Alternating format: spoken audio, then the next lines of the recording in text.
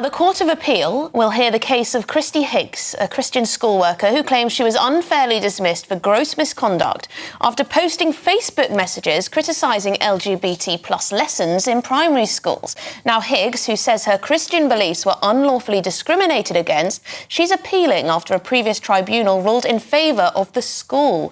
Now, the appeal could set a precedent for religious freedom in the workplace. Well, to find out more, I have GB News reporter Adam Cherry with me. Adam, thank you very much indeed. Can you tell us a little bit more about this intriguing case?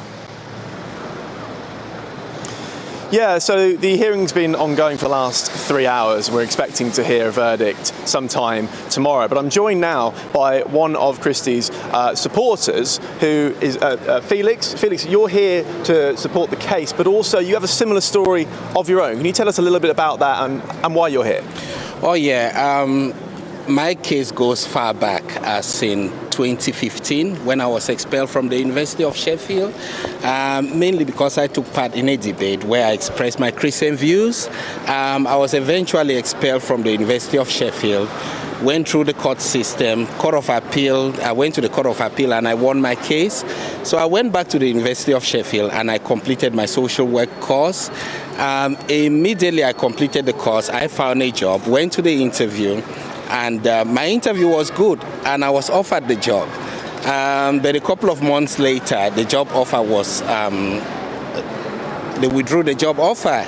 And I found that that is because they came across the debate that I had online and my case with the University of Sheffield.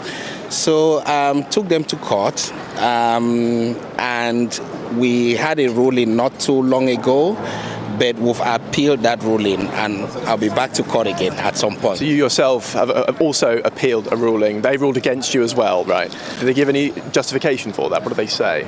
Well, my case was a little bit complex in the sense that I won part of my case and I lost part of it.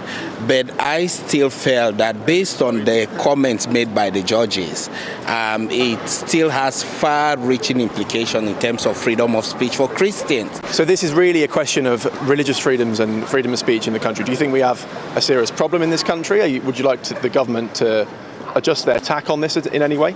Oh, absolutely, we have a serious problem in this country. And of course, you understand I wasn't born in this country. I was born in Cameroon in West Africa. And before I came to this country, I looked up to the UK as a beacon of democracy. You come here, you say your mind. As far as you do it respectfully, you shouldn't get into trouble.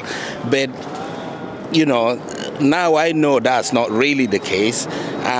We hear of inclusivity, but it doesn't really, you're not part of that process if you have different views. Yeah. Well, thank you, Felix, for joining me. I appreciate it.